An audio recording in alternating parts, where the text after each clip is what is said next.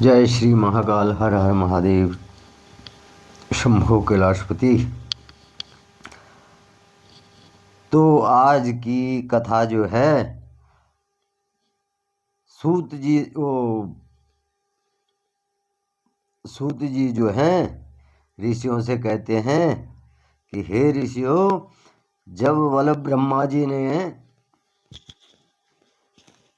ब्रह्मा जी ने जो है नारद जी को ये कथा सुनाई कि सृष्टि की रचना वाले इस प्रकार से हुई और मैंने जो है ये भगवान महादेव की आज्ञा से जो है सृष्टि की रचना की, तो उसके बाद बोले नारद जी ने जो है विनय पूर्वक प्रणाम किया और ब्रह्मा जी से पूछा कि भगवान शंकर कैलाश पर कब गए और महात्मा कुबेर से जो है उनकी मित्रता कहाँ हुई और कैसे हुई। जो कुबेर हैं, धन के राजा माने जाते हैं कुबेर, तो कह रहे हैं कि कुबेर से बोले भगवान शंकर की मित्रता कैसे हुई। तो और भगवान शंकर जो है कैलाश पर्वत पर क्यों गए, बोल कैलाश पर्वत पर कब गए, क्यों गए और कैलाश पर्वत पर क्या करते थे। कैलाश पर्वत पर बोले भगवान शंकर क्या करते थे और उनकी जो बोले कैलाश पर्वत पर जाने की कथा है उसको मुझे कृपा करके सुनाए। तो इस प्रकार से जब नारद जी ब्रह्मा जी से जो है प्रार्थना करने लगे कि उनकी जो है कैलाश पर्वत पर जाने की जो है कथा जो है मुझे सुनाए, तो इस प्रकार से ब्रह्मा जी तब बोले नारद जी से कि हे नारद, मैं तुम्हें जो है चंद्रमौली भगवान शिव के विषय में बताता हूँ। चंद्रमौली भगवान शंकर का एक नाम चंद्रमौली भी है, चंद्रमौली अवतार भी है भगवान शंकर का। तो चंद्रमौली भगवान की कथा बल मैं तुम्हें सुनाता हूँ। कतिपय नगरों में बोले यज्ञ दत्त दीक्षित नामक का एक ब्राह्मण रहता था। यज्ञ दत्त दीक्षित नाम का क्या था, एक ब्राह्मण रहता था। कतिपय कामपिलय नगर में बोले एक यज्ञ दत्त नामक का ब्राह्मण रहता था। यज्ञ दत्त दीक्षित पूरा नाम था, तो जो बोला अत्यंत प्रसिद्ध था, वो वहां प्रसिद्ध था और वे बोले यज्ञ विद्या में जो है पारंगत थे, ज्ञानी थे। यज्ञ विद्या में जो थे वो पारंगत थे और उनका गुण निधि नामक एक 8 वर्षीय पुत्र था। उन ब्राह्मण जी का क्या था बोले कि एक 8 वर्षीय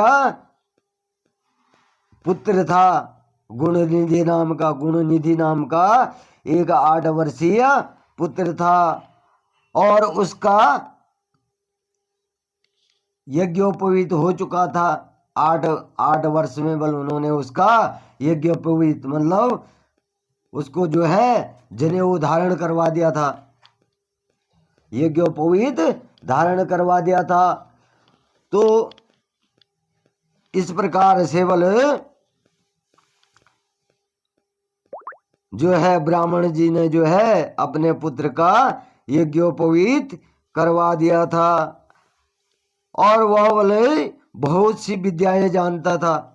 वो बालक क्या था, बहुत सी 8 वर्ष में ही क्या करता था, बहुत सी विद्याओं का जो था ज्ञाता हो गया था।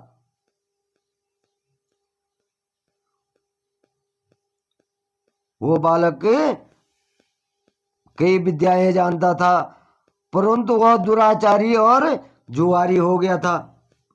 विद्याएं तो जानता था, परंतु क्या हुआ बोले कि वो दुराचारी हो गया था और जो है जुआरी हो गया था। उसमें जो है वो व्यसनी हो गया था वो। और जब बोलो वो जुआरी हुआ तो वो हर वक्त क्या करता था बोले, खेलता कूदता रहता था और गाने बजाने वालों का साथी हो गया था। गाने बजाने वालों का जो है साथी हो गया था। और माता के कहने पर बोले, माता और पिता के कहने पर बोले वो जो है पिता के समीप नहीं जाता था।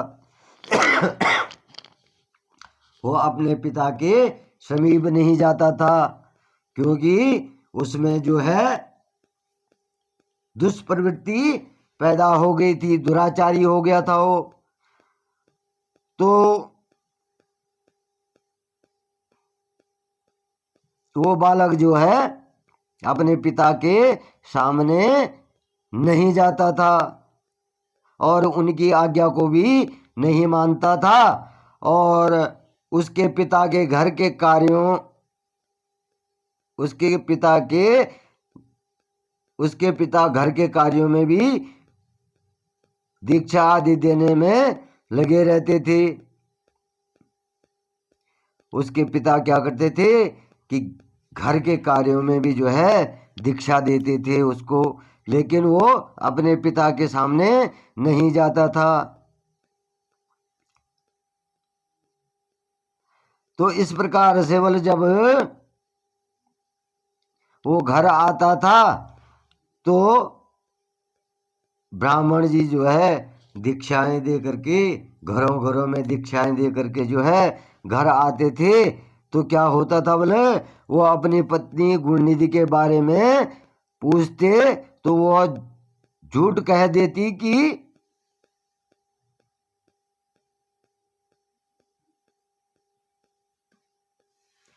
जब वो अपनी पत्नी से पूछते थे गुणनिधि के बारे में, तो वह झूठ कह देती थी कि वह कहीं स्नान करने या देवताओं का पूजन करने गया होगा।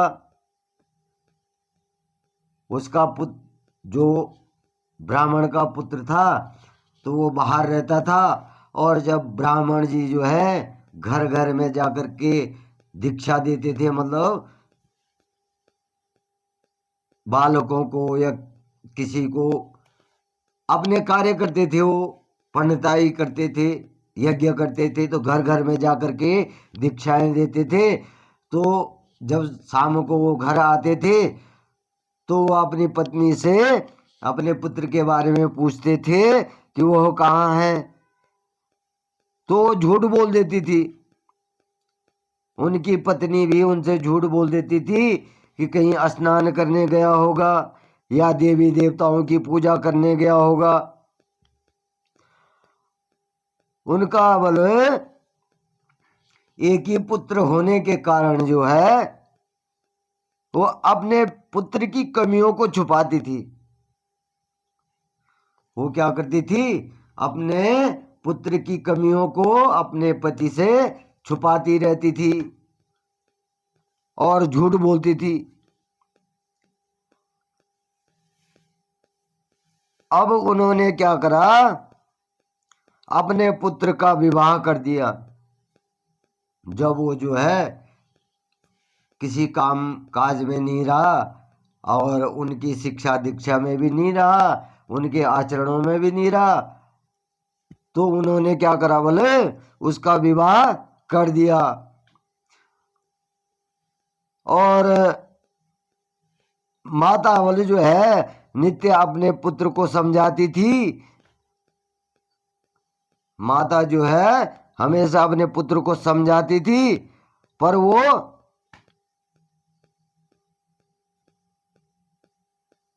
नहीं समझता था, वो किसी का कहना नहीं मानता था और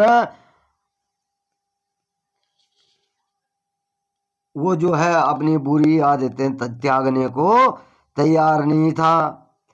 और वो उससे कह रही हैं कि तुम्हारे पिता को जो है तुम्हारी बुरी आदतों का पता लग गया है और वे क्रोध के आवेश में हम दोनों को मार देंगे।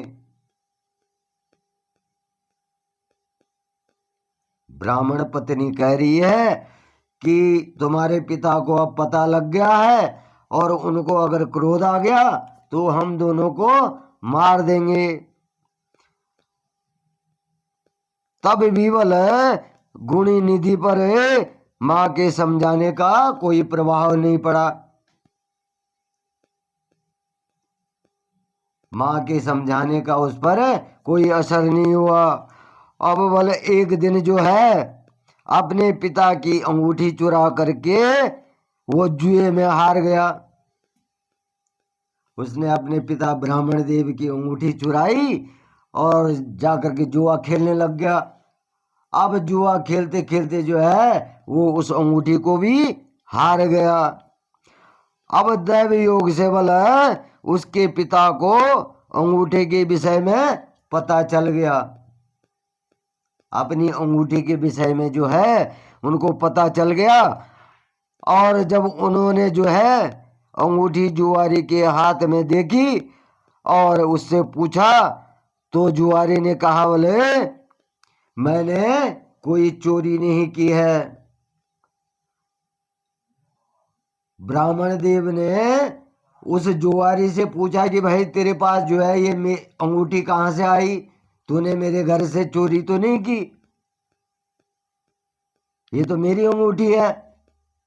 तो जुआरी ने कहा बोले कि मैंने कोई चोरी नहीं की है।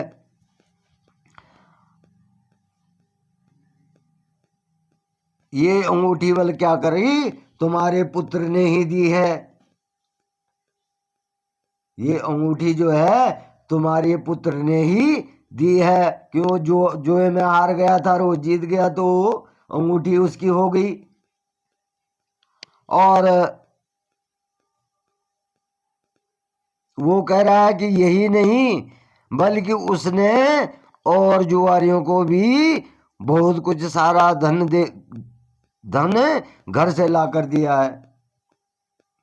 घर में जो तुम्हारा धन था तो उसने और जुआरियों को भी जो है वहां घर से चोरी करके लाया, जुआ खेला और हार गया और कई जुआरियों को भी उसने घर से धन दे दिया।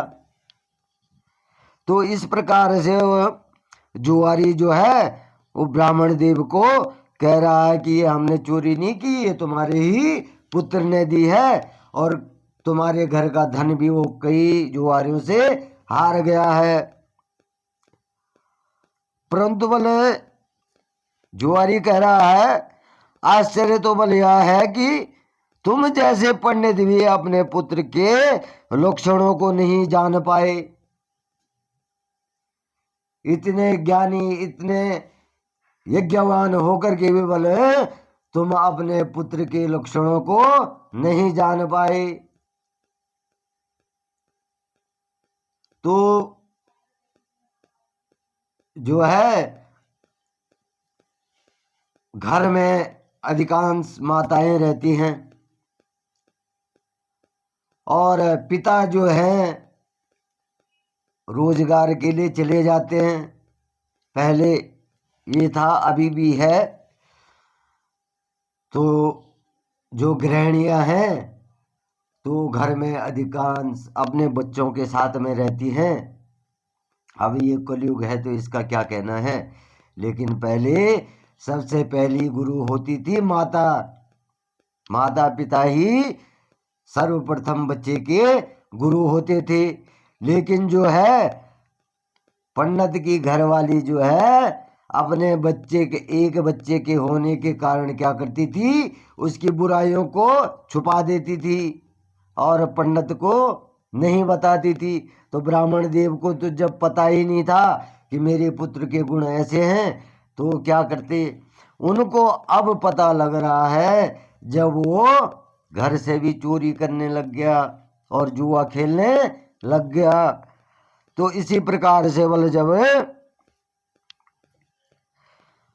वो जुआरी कह रहा है कि मुझे मुझे वाला अचंभा हो रहा है कि तुम्हारे जैसे ज्ञानी ब्राह्मण को भी जो है अपने पुत्र के बारे में पता नहीं लगा।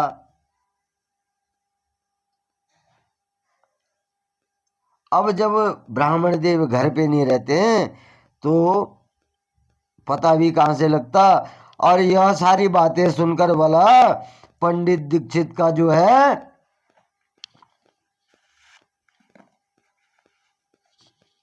शर्म से जो है सर झुक गया। उस जुआरी की बातें सुन करके ब्राह्मण देव का जो है सर झुक, दीक्षित ब्राह्मण जी का जो है सर झुक गया और वे सर झुका कर बोले और अपना मुंह ढककर अपने घर की ओर चल दिए। जब जुआरी ने ब्राह्मण देव को सारी बातें बताई तो उन्हें जो है अपने पे शर्म आ गई। उसने पूछा तुम इतने ज्ञानी है, अपने बच्चे का ही वो नहीं कर सके, पता नहीं लगा सके। तो ब्राह्मण देव को शर्म आई और वो अपना मुंह ढक करके अपने घर की ओर चल दिए।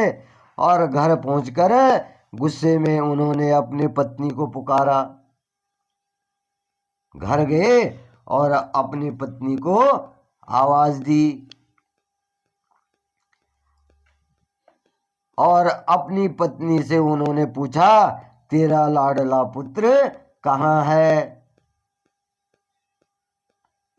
तेरा लाडला पुत्र कहाँ है।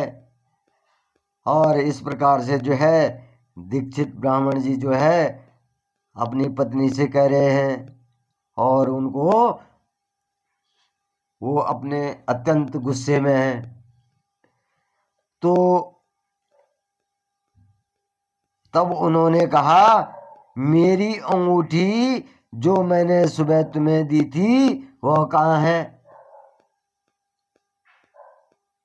ब्राह्मण जी अपनी पत्नी से कह रहे हैं कि जो अंगूठी जो है मैंने तुम्हें सवेरे दी थी वो कहाँ है, वो अंगूठी मुझे चाहिए, जल्दी से दो। क्योंकि अंगूठी का पता तो उनको पहले लग गया था कि वो जुए में हार गया आ गया है। अब वो अपनी पत्नी को कह रहे हैं कि मैंने तुम्हें अंगूठी दी थी, उस अंगूठी को जल्दी मुझे दो।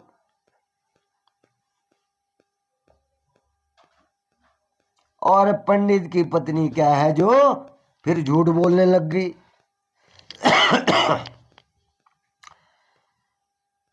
कि पंडित की पत्नी फिर झूठ बोलने लगी, मुझे याद नहीं है। वो ब्राह्मण से कह रही है, झूठ बोल रही है कि मुझे याद नहीं है कि वह कहाँ है। अब जो है दीक्षित जी को और भी क्रोध आ गया। दीक्षित जी को क्या हुआ, ब्राह्मण देव को और भी क्रोध आ गया और वे अपनी पत्नी से बोले कि तू बड़ी सत्यवादिनी है, तू तो बहुत सत्य बोलती है। क्योंकि उनको सारा कुछ पता लग गया। इस लेवल में जब भी गुण निधि के बारे में पूछता हूं तब तो बल क्या करती है, तब तो बल मुझे अपनी बातों में बहला देती है। उसका झूठ छुपाने के लिए जो है तू मुझे अपनी बातों में बहला देती है। इस लेवल अब जब भी मैं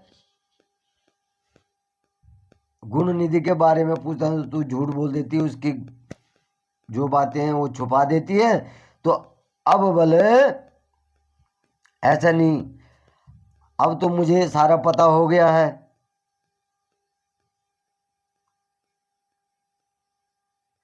लेकिन फिर भी अपनी पत्नी कहने के अनुसार कि उसने के झूठ बोल दिया ना कि मेरे को पता नहीं है, तो वो बोले घर का सारा सामान ढूंढने लग गए कि हो सकता भाई वो अंगूठी जो है दूसरे की हो, और वो और चीजें भी ढूंढने लग गए,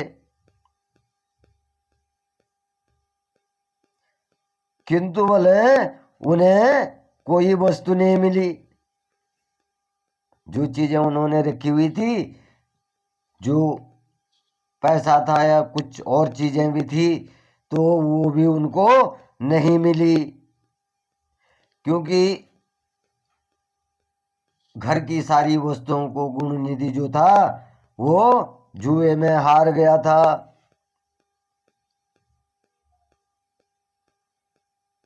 घर का सारा जो सामान था जो ब्राह्मण देव ने रखा हुआ, दीक्षित जी ने रखा हुआ था, तो वो क्या था बोले, वो उनका पुत्र गुण निधि जो था वो जुए में हार चुका था। अब ब्राह्मण देव जो है क्रोध में आकर अपनी पत्नी और पुत्र को घर से निकाल दिया। उन्होंने जो है अपने पुत्र को भी और पत्नी को भी क्या करा, घर से निकाल दिया। और क्या किया, दूसरा विवाह कर लिया। ब्राह्मण जी ने दूसरा विवाह कर लिया। अब जब ब्राह्मण जी ने दूसरा विवाह कर लिया तो ब्रह्मा जी कह रहे हैं कि हे नारद, जब यह समाचार वाला गुण निधि को मिला तो उसे अपने भविष्य की चिंता होने लगी। तब वो सोचने लग गया कि मेरे भविष्य का क्या होगा, क्योंकि माँ ने भी और पुत्र ने भी जो क्या किया था, पिता को धोखा दे दिया था। तो आज के समय में दोस्तों ये कलयुग है, लेकिन कलयुग होने के पश्चात भी जो है अपने माता पिता को धोखा देता है, वो कभी सुखी नहीं रहता है। ये सत्य है, ये हमारे वेद और पुराणों में भी लिखित है।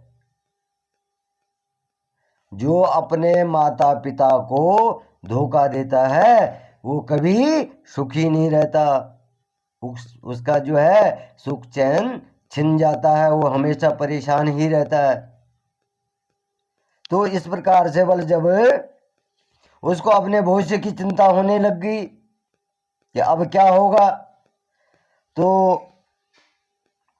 वह बल एक दिन जो है भूखा प्यासा भटकता हुआ, एक दिन जो है प्यास से व्याकुल बल वह एक शिव मंदिर के पास बैठ गया। वो भटकते जब वो उनको दोनों को जो है घर से निकाल दिया तो क्या हुआ, वो भटकते भटकते भूख प्यास से भटकते भटकते वाले शिव मंदिर के पास बैठ गया। अब जब वहां बैठा तो एक शिव भक्त वाले एक शिव भक्त जो था अपने परिवार के साथ में जो था शिव पूजा करने के लिए विविध सामग्री लेकर आया था। वो शिव भक्त जो है उस मंदिर में अपने सपरिवार के साथ में आकर के विविध सामग्रियां लेकर के आया था। उसने परिवार सहित बल भगवान शिव का विधि विधान से पूजन किया और नाना प्रकार के पकवान शिवलिंग पर चढ़ा दिए।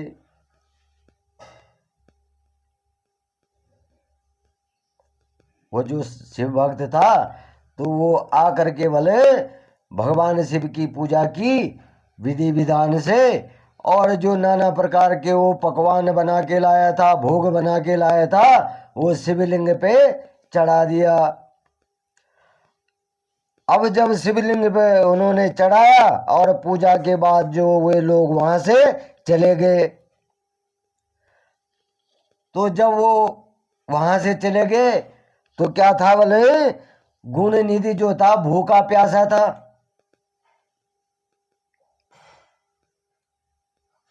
भूखा प्यासा भटक रहा था,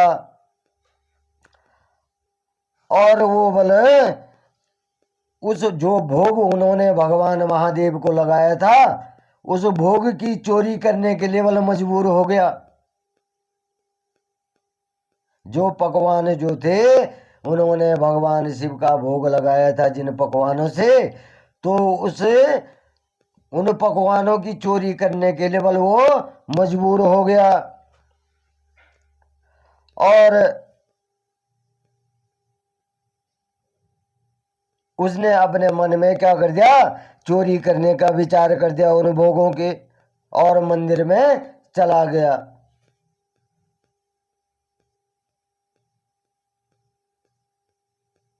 जब मंदिर में भोगों की चोरी करने के लिए चला गया, और उस समय बोले अंधेरा हो चुका था, इसलिए उसने अपने वस्त्रों को जलाकर उजाला किया। अपने वस्त्र भी फूंक डाले,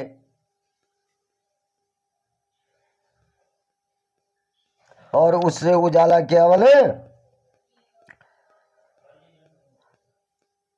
उसने बोला भगवान शिव के सम्मुख दीप जलाकर जो है दीप दान किया। अब देखो उसने अपने वस्त्र तो जला दिया, पर वो अनजाने में क्या कर रहा है, भगवान शंकर के आगे अपने वस्त्रों का दीप जला रहा है, दीप दान कर रहा है अनजाने में। गया तो वो चोरी की भावना से, लेकिन वहां अंधेरा था, और उसने अपने कपड़े उतारे और उन पे आग लगाई और वहां रोशनी कर दी। अब जैसे ही बोले सब जो वहां चढ़ा हुआ था वो उठाकर बोले वो भागने लगा, तो उसके पैरों की धमक से बोले लोगों को पता लग गया। जब वो भागने लगा तो पैरों की आवाज सुन करके लोगों को पता लग गया, और उसने बोले मंदिर में चोरी की। जो पता लग गया कि उसने मंदिर में चोरी की, और सभी ने उसको दौड़ करके पकड़ा, और दौड़ करके बोले उसको पकड़ने के लिए क्या करने लगे, उसका पीछा करने लग गए। सभी लोगों को जब पता लग गया कि मंदिर में चोरी होगी, तो लोग बोले दौड़ने लगे उसके पीछे उसको पकड़ने के लिए कि ये चोर है। और नगर के लोगों ने बोले उसको पकड़ करके खूब उसकी पिटाई कर दी, बहुत मारा उसे कि ये चोर है। और लोगों की जब उसका वो कई दिनों से बोले भूखा था, तो उसके भूखे शरीर ने बल क्या किया, लोगों की मार को नहीं सहन कर पाया। लोगों की मार को क्या है, सहन नहीं कर पाया वो, और वो उसके जो लोगों ने उसे मारा तो उसकी क्या होगी, मृत्यु हो गई। उसके प्राण पखेरु उड़ गए, उसकी जो है मृत्यु हो गई। अब जो है बोले उसके कुकर्मों के कारण जो है यमदूत उसको बांध करके ले गए। यमदूत आए और उसको बांध रहे थे, मतलब ले जाने के लिए बांध रहे थे उसको, तो तभी बोले अब जो उसने जो अपने कपड़े जलाए थे वहां दीपदान करा था अनजाने में, उसने तो अपने अपनी सुविधा के लिए जो है अपने कपड़े जलाए थे, क्योंकि वहां अंधेरा था मंदिर में। और वो जो है अपने कपड़े जलाए थे, तो भगवान शंकर को वो दीपदान प्राप्त हो गया। तो जब उसकी मृत्यु हुई बोले, तो यमराज के जो गण हैं, यमराज के दूत जो हैं उसको लेने के लिए आ गए और उसको बांधने लगे। तो तभी क्या हुआ बोले कि वहां पर शिवगण प्रकट हो गए। जो उसने वहां अपने कपड़े जला करके दीपदान करा था, तो वहां जो है उसको पुण्य की प्राप्ति होगी। और वहां जो है महाकाल के जो है गण प्रकट हो गए। और गुण निधि को बोले यमदूतों ने बंधनों से मुक्त कर दिया। जो यम के दूतों ने उसको बांधा हुआ था, तो उसको क्या करा बोले उन बंधनों से मुक्त कर दिया। अब जब यमदूतों ने जो है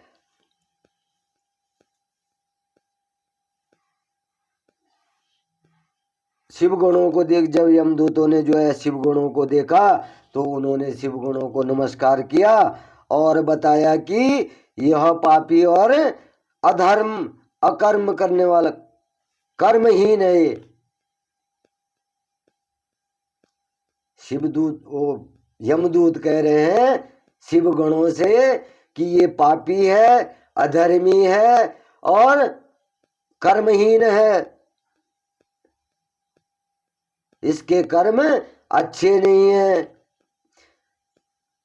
इसकी वजह से जो है इसके पिता ने जो है इसकी माता को भी निकाल दिया। इसकी माता ने भी जो है इसके कारण झूठ बोला।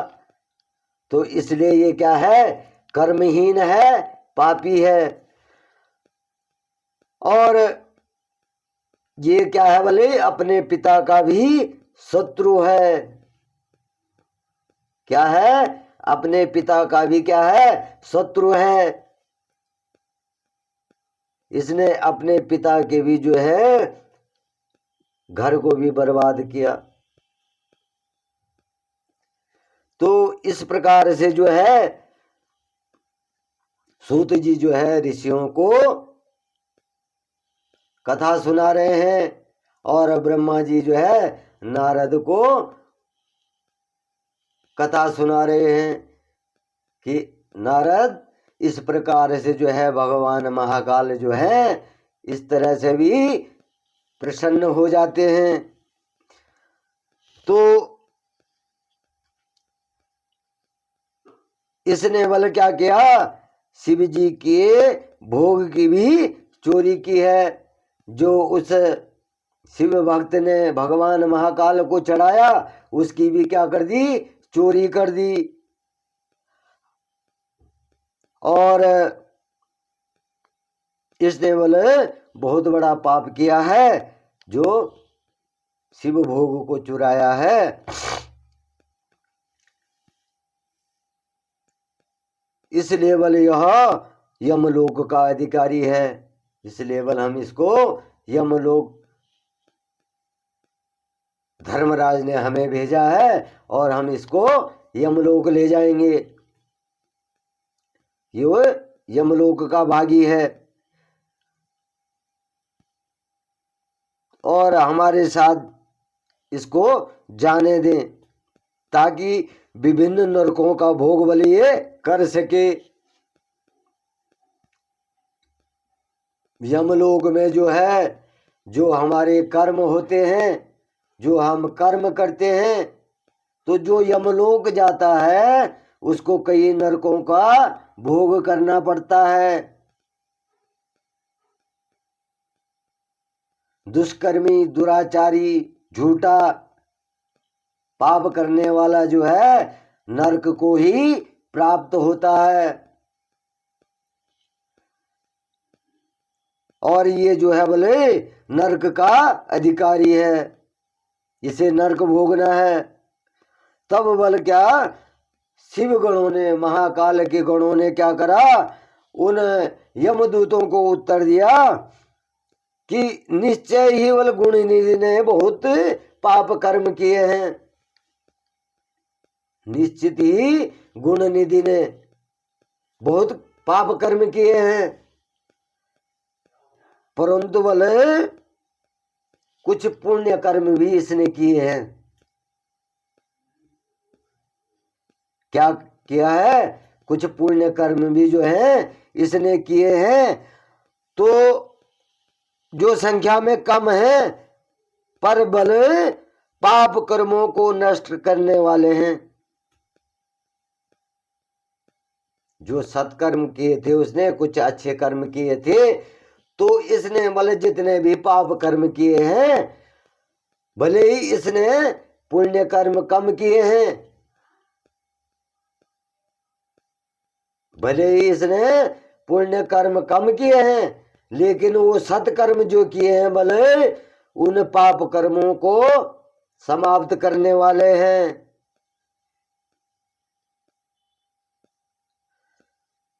तो इसने बल जो चोरी करने के समय में, जो भगवान का भोग इसने चोरी करा है, तो उस समय में बल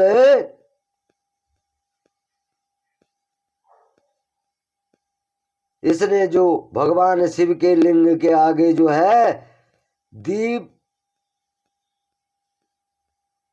जो अपने वस्त्रों को जो फाड़ करके इसने है दीप में बत्ती डाल करके उसे जलाया और दीपदान किया, तो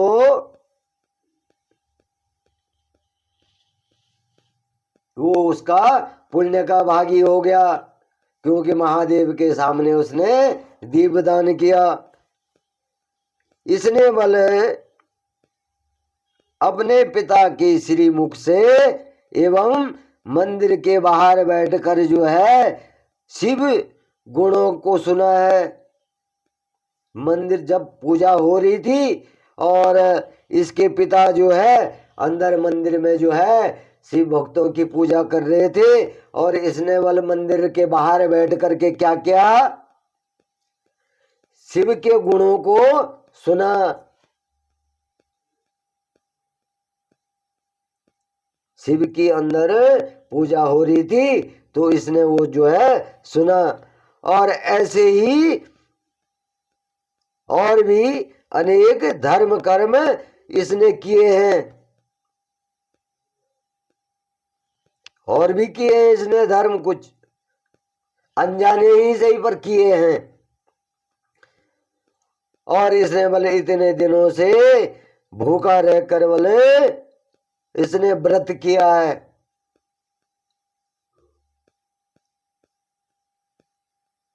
तो अनजाने ही हो गया वो व्रत भी, जब उसको भोजन नहीं मिला तो उसका क्या, उस उपवासी हो गया, वो भूखा रहा हो। और अंत में जो है इसने क्या किया, शिव दर्शन, इसने व्रत किया और शिव दर्शन भी किया और शिव पूजन भी अनेकों बार किया है जब वो चोरी करने लगा। इसलिए बोलिए हमारे साथ जो है शिवलोक को जाएगा। भगवान महाकाल के गण कह रहे हैं यमराज के दूतों से कि इसने अनजाने से ही, परंतु इसने भगवान महाकाल का दर्शन किया है, उनको दीपदान किया है, इसलिए भले ये हमारे साथ जाएगा। और वहां बल कुछ दिनों तक निवास करके जब ये इसके पूर्ण पापों का नाश हो जाएगा तो ये क्या होगा बोले, भगवान शिव की कृपा से जो है यह कलिंग देश का राजा बनेगा। भगवान शिव के गण जो हैं धर्मराज के दूतों से कह रहे हैं कि ये हमारे साथ जाएगा और भगवान शिव की कृपा से बोले जब इसके सारे पाप नष्ट हो जाएंगे तो ये क्या होगा, कलिंग देश का राजा बनेगा।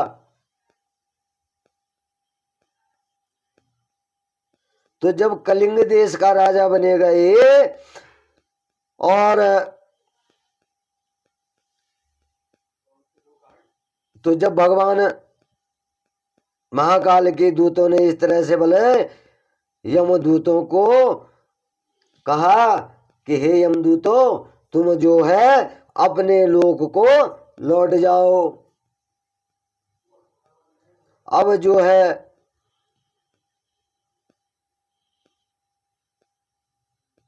उसको जो है भगवान शिव की प्राप्ति होने वाली है, गुण निधि को जो है, क्योंकि गुण निधि को जो है अब भगवान महादेव के गण जो है वो भगवान महादेव के लोक में ले जा रहे हैं। और उन्होंने जो है यम के दूतों कह दिया कि ये जो है जब अपने पाप कर्मों से मुक्त हो जाएगा महाकाल की कृपा से तो ये कलिंग देश का राजा बनेगा। और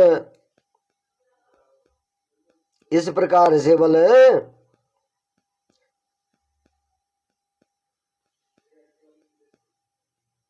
यमराज को बोले इस विषय की सूचना दे देना। और यमराज को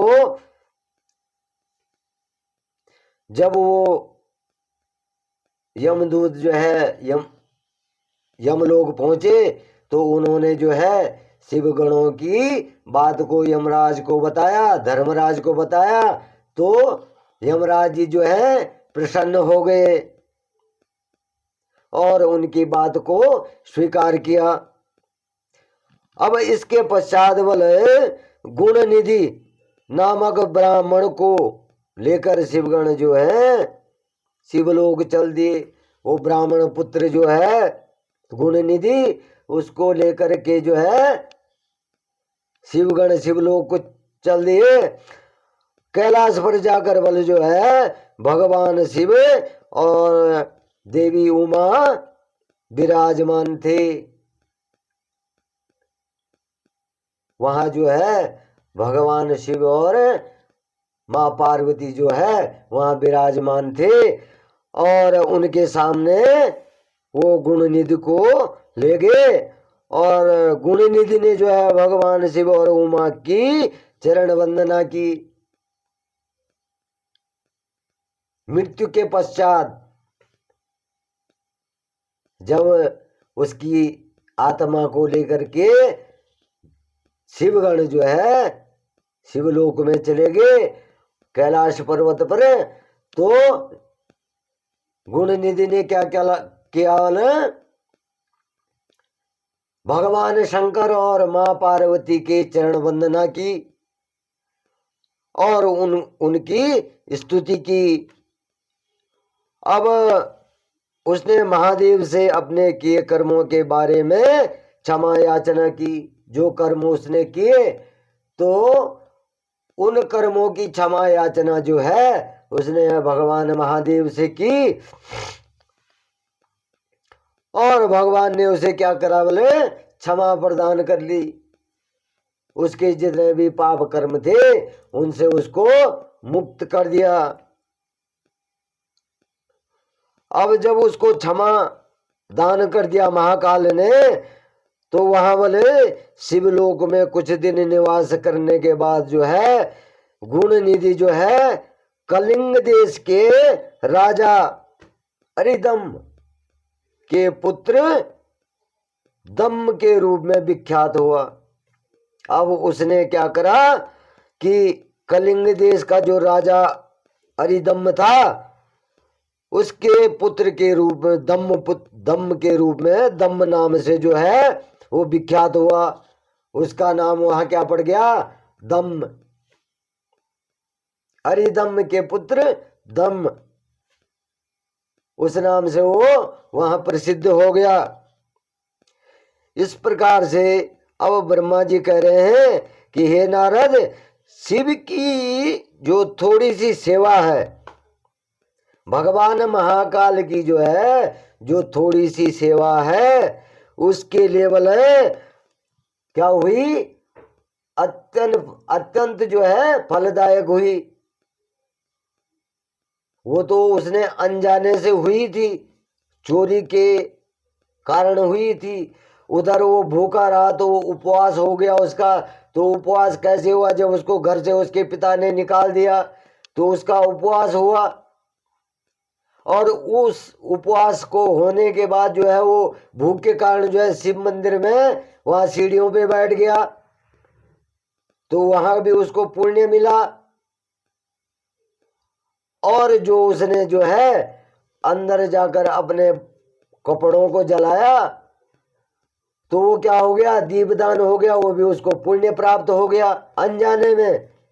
तो भगवान महाकाल जो है, अगर कोई भक्त जो है या कोई भक्त हो या पापी हो, भगवान महाकाल का ध्यान करता है तो उसे शिवलोक की प्राप्ति होती है और अनेक भोगों की प्राप्ति होती है।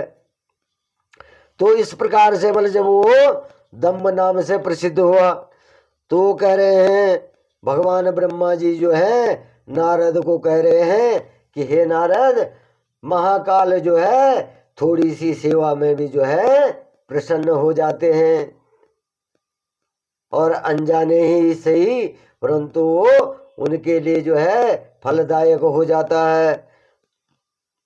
तो इस प्रकार से बोले गुण निधि के चरित्र को जो कोई पढ़ता अथवा सुनता है उसकी सभी कामनाएं क्या होती है, पूरी हो जाती हैं। जो गुण निधि ने की है तो उसकी कथा को बल जो सुनता है कि गुण निधि ने ऐसा ऐसा अपने पिता से करा, ऐसा ऐसा करके ऐसा किया, तो अंत में जो है वो शिव धाम को प्राप्त हुआ जब उसने शिव भक्ति अनजाने में ही की। तो इस कथा को सुनने से बोले उस मनुष्य की जो है सारी कामनाएं पूर्ण हो जाती हैं और उसको अंत में जो है सुख की प्राप्ति होकर के बोले शांति की भी प्राप्ति होती है। तो इस प्रकार से ब्रह्मा जी ने जो है गुण निधि और उसके मोक्ष की प्राप्ति की कहानी ब्रह्मा जी से सुनाई, ब्रह्मा जी ने उसे सुनाई नारद जी को। और जो नारद जी को ब्रह्मा जी ने कथा सुनाई वो जो है सूत जी जो है ऋषियों को सुना रहे हैं कि हे ऋषियों, अनजाने में हुई भक्ति भी जो है फलदायी होती है और इसलिए जो है कभी भी किसी से छल नहीं करना चाहिए, किसी को धोखा नहीं देना चाहिए, कपट नहीं करना चाहिए और हमेशा जो है भोलेनाथ शिव का जो है और माँ उमा का जो है ध्यान करना चाहिए और अपने इष्टों का भी ध्यान करना चाहिए। और छल करने वाला व्यक्ति जो है हमेशा नरकगामी होता है। तो गुण निधि ने नरक में जाना था लेकिन अनजाने से जो है उसका क्या हो गया, उद्धार हो गया। उसने अनजाने में वहां दीपदान कर दिया। अब जब वो भूखा रहा तो उसने उपवास कर दिया और जो है उसने वहां भगवान के भोग की चोरी करी तो उसने प्रसाद ग्रहण कर लिया। तो इस प्रकार से जो है यहाँ पर जो है गुण निधि के मोक्ष की कहानी ना भगवान ना ब्रह्मा जी ने मुनि नारद को सुनाई। तो हर हर महादेव, जय श्री महाकाल। आप सभी पर जो है भगवान महाकाल की, भगवान माहेश्वर की कृपा बनी रहे। ओम नमो नारायणाय नमः। ओम जय श्री महाकाल।